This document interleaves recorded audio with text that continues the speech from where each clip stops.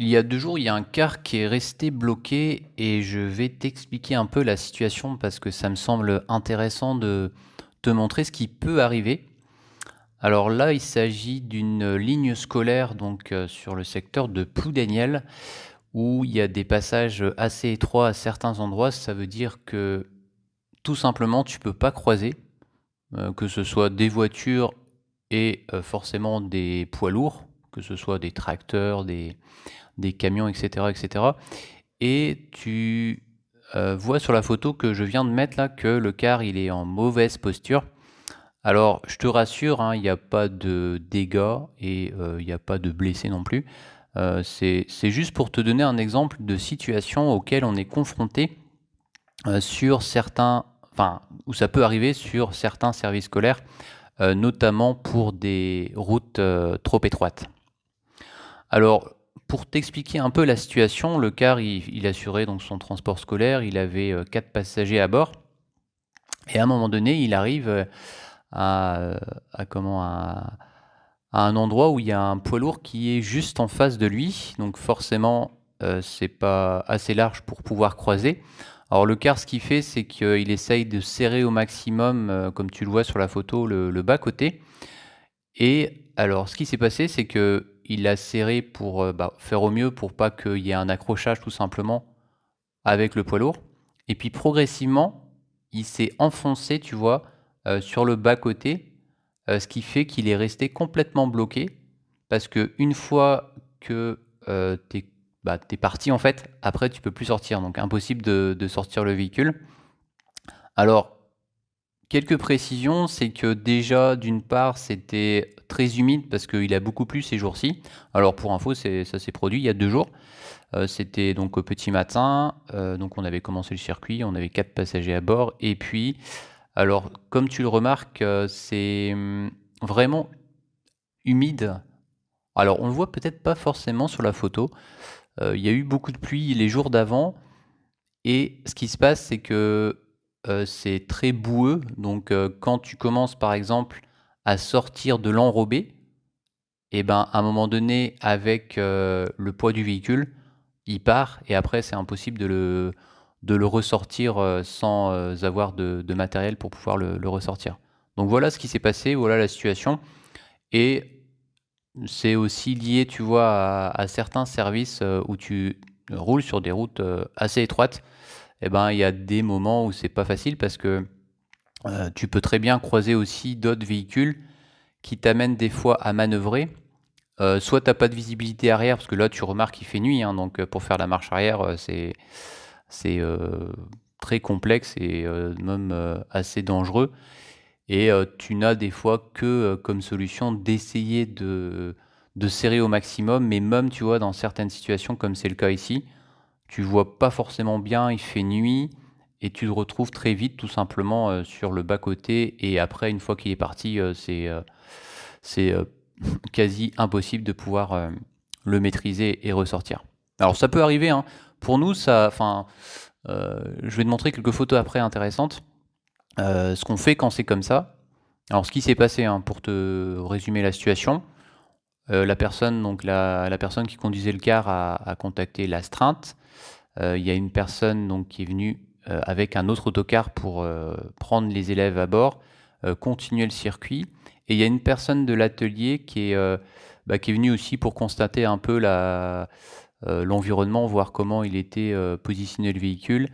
On a contacté aussi la mairie pour faire un balisage. Et le véhicule est resté comme ça pendant quelques temps. Alors, je crois qu'en tout, au niveau de l'intervention, hein, je parle vraiment de l'intervention, ils ont passé, alors je crois que c'est,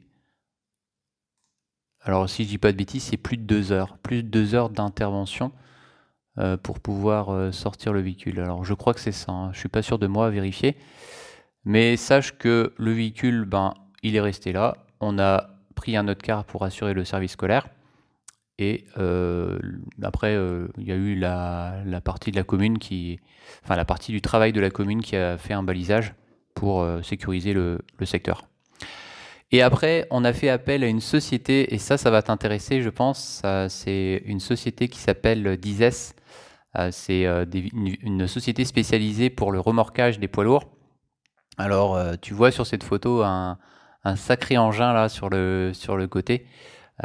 C'est un beau camion Scania et ils sont vraiment magnifiques leurs véhicules parce que déjà au niveau l'identité visuelle, ils ont une identité propre bah, pour leur véhicule et tu remarques aussi qu'il y a des feux de gabarit un peu partout. C'est assez impressionnant, ça rend le véhicule très joli.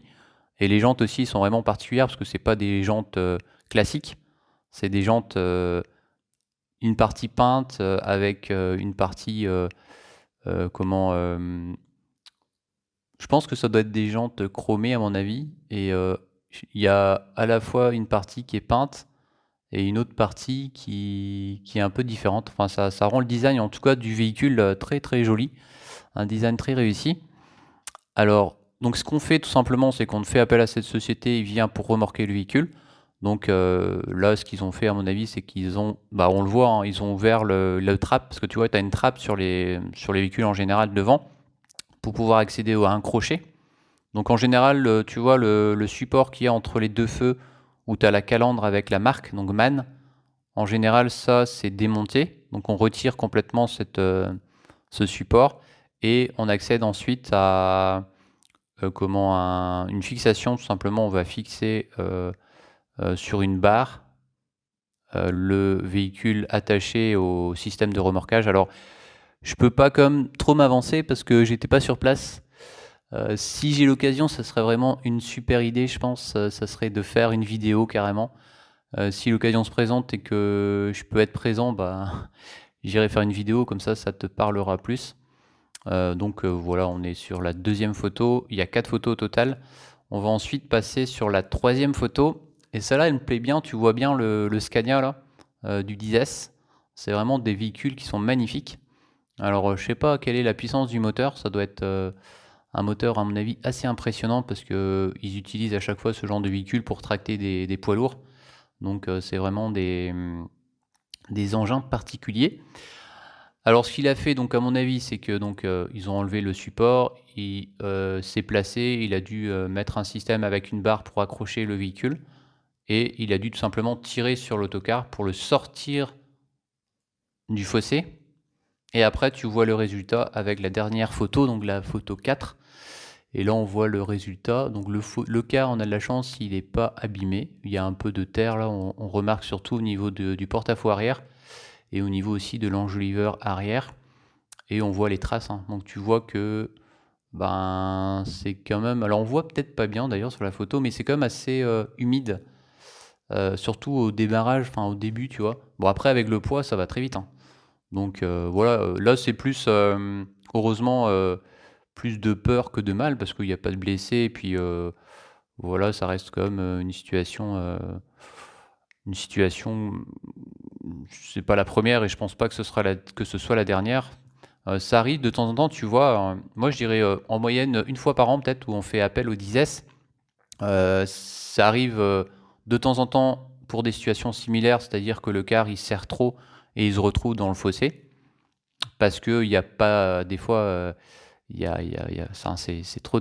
Enfin, c'est vraiment difficile, hein. C'est vraiment lié aux routes de campagne, hein, parce que si on était tout le temps sur des routes qui permettent de croiser, ce genre d'incident n'arriverait que très très rarement.